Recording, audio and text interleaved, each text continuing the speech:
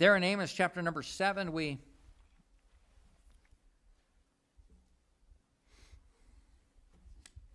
were looking at a couple of different messages here in the last part of Amos chapter 7, and the priest of King Jeroboam II was really giving Amos the business when we left off last week. He was calling him every name under the sun and telling him to just go back home to Judah and go preach there. We don't want you to preach here. We don't like your message. You're not encouraging and uplifting us. You're not making us feel good. That wasn't Amos's job. Amos's job was to proclaim, "Thus saith the Lord." And that's exactly what he did. And sometimes when the Lord says things, we're not happy with them. Amaziah told Amos to get out and stay out. The king's chapel was for the elite, and he was nothing but a common farmer who thought he was a prophet in his eyes. This probably hurt Amos deeply, what Amaziah said unto him, and cut him deeply.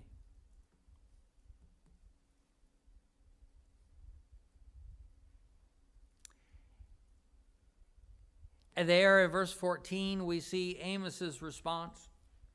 In Amos chapter 7 and verse 14. Then answered Amos and said unto Amaziah, I was no prophet, neither was I a prophet's son. I was also an herdman and a gatherer of a sycamore fruit. And the Lord took me as I followed the flock, and the Lord said unto me, Go prophesy unto my people Israel. Now therefore hear thou the word of the Lord. Thou sayest, prophesy against Israel, and drop not thy word against the house of Isaac. Therefore thus saith the Lord, thy wife shall be an harlot in the city, and thy sons and thy daughters shall fall by the sword, and thy land shall be divided by line, and thou shalt die in a polluted land, and Israel shall surely go into captivity forth of his land. See, it was not unusual to be able to find conflict between priests and prophets in the days of the Old Testament. Now, of course, Amaziah was a false priest, not a true servant of God, because God didn't call him, the king called him. So, Amaziah worked for the king and not the Lord. So he would do the king's bidding. There are many preachers and pastors that at times are called that way. They're not called by the Lord, they're called by the people. Or they're called by mom and dad. My daddy was a preacher, my granddaddy was a preacher, my great-granddaddy was a preacher, so you're going to be a preacher. God may not have called them.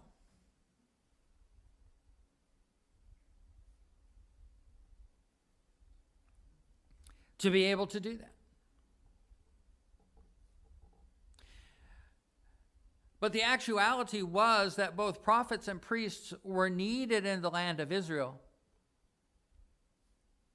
because the priest conserved, if you will, the ancient religious traditions of the people, while the prophets applied the word to the present situation and called the people back to God.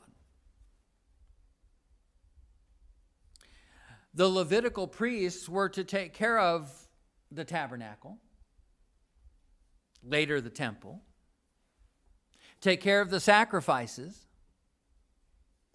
that God had called them to do,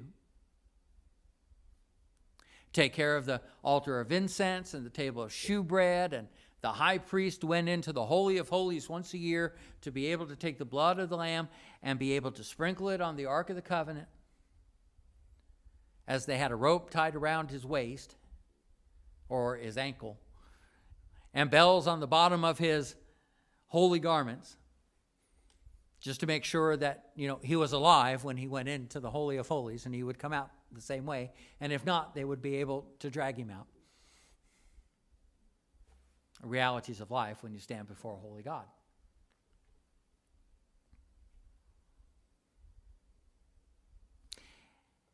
And when the people got away from the Lord and started to serve idols, God raised up the prophets to be able to say, "Thus saith the Lord."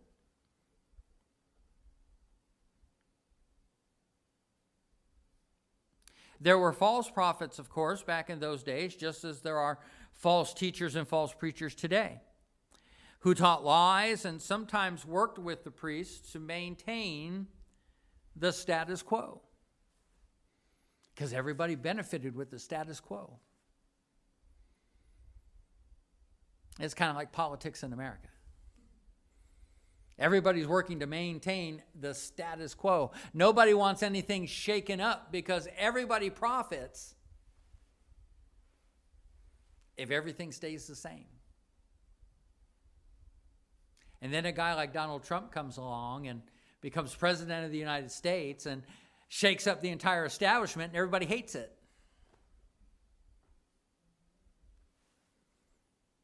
Because he's rattling and threatening the status quo. And people may not like a preacher or an evangelist or a prophet that may come into a church and try to stir up the minds of the people in order to serve God the way God needs to be served.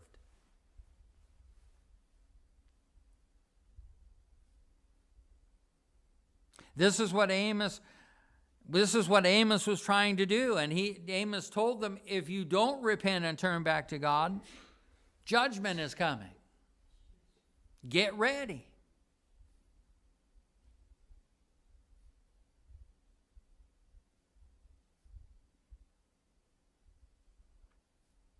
And the true prophets had to oppose both the priests and the false prophets of the day, as Amos did here.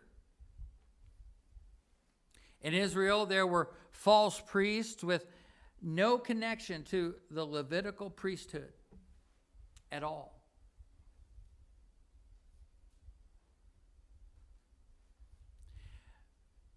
Priests that were just called by the king or someone else. Weren't part of the tribe of Levi, therefore they were not Levites, therefore they were not true priests of the nation of Israel, because only the Levites were the priests of the nation of Israel.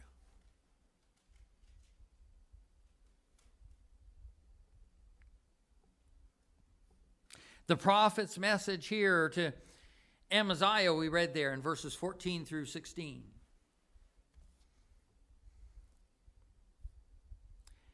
And we see Amos's response to the accusations that were brought against him by the priest Amaziah. First, Amos revealed the kind of man he was, not by being intimidated or running away. Like Nehemiah back in the book of Nehemiah, Nehemiah chapter number 6.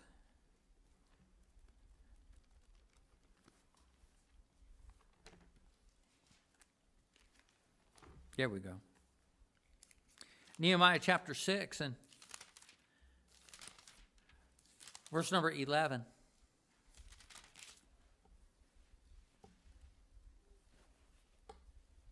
As Nehemiah was facing the opposition of the Gentiles and the false teachers, the men such as Sanballat and Tobiah and Geshem, the Arabian, and the enemies of the nation of Israel, as they went to rebuild the walls and rebuild the city of Jerusalem. And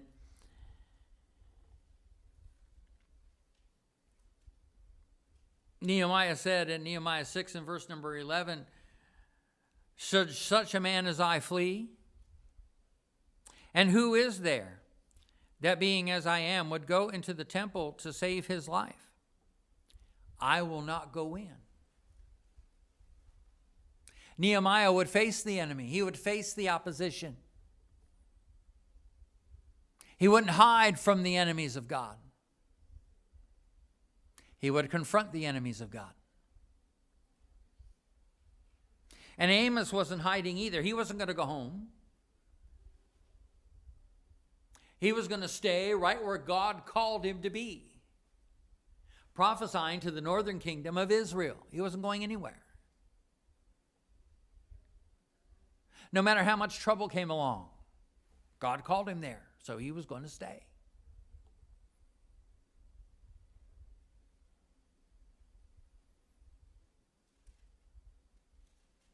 So all those pastors and preachers that when trouble comes along in a church, that they will announce after a little while, well, you know, God has called me somewhere else. What are they doing? They're running from the trouble.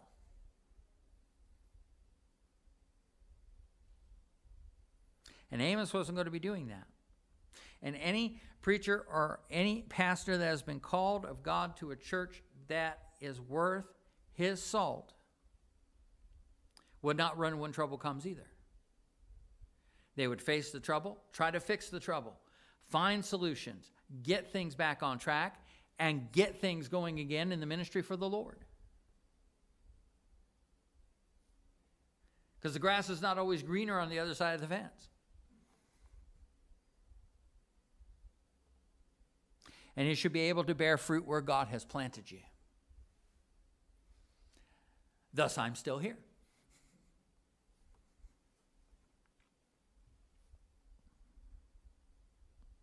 To run away would be to agree with all the accusations and insinuations the false priest had made. And then Amos told Amaziah what he was. He was a prophet called by God. In his native country of the southern kingdom of Judah, he didn't work as a prophet, but as a herdsman, a tender of sycamore trees. He didn't make himself a prophet. He didn't come from the school known as the sons of the prophets during the days of Elisha.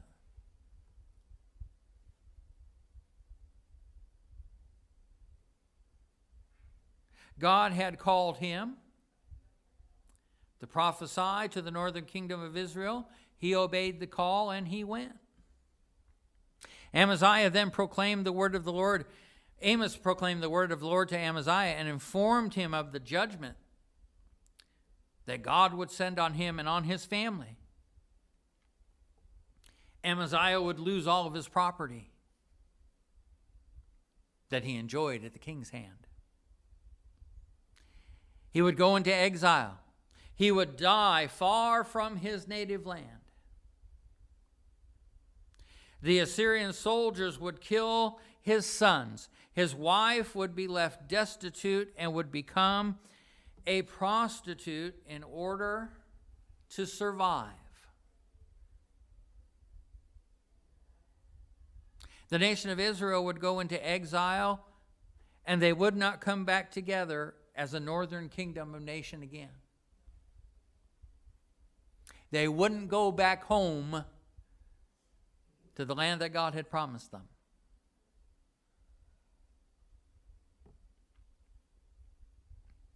It would be quite a change from serving as the king's chief religious leader at Bethel. Amaziah, he had position, he had wealth, he had authority, he had reputation. But Amos had the word of the Lord.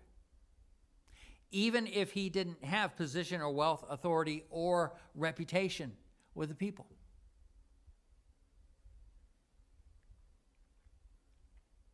Amaziah served the king of Israel and depended on him for support. But Amos served the King of Kings, and he had no fear of what men could do to him. Many times in church history, God has called humble instruments like Amos to declare his word And we had better be prepared to be able to listen and to obey. It's not the approval of the religious establishment that counts, but the calling and blessing of the Lord. That is what really counts. If we're pleasing the Lord, we've got it made. And I don't care, and personally, I don't care if the other Christian denominations in our community are pleased with us or not. I really don't care. As long as I'm pleasing the Lord, I am satisfied. And should be satisfied. In fact, I should be delighted.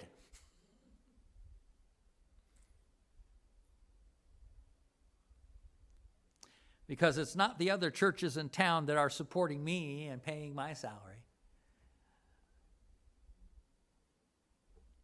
And I really don't have to answer to them, to be quite honest. I have to answer to the Lord. And you know, they have to answer to the Lord too. It'll be interesting when we all stand before the Lord one day. And the answers we will give. That is my time. That gets us to chapter 8, which we will hopefully get to next time.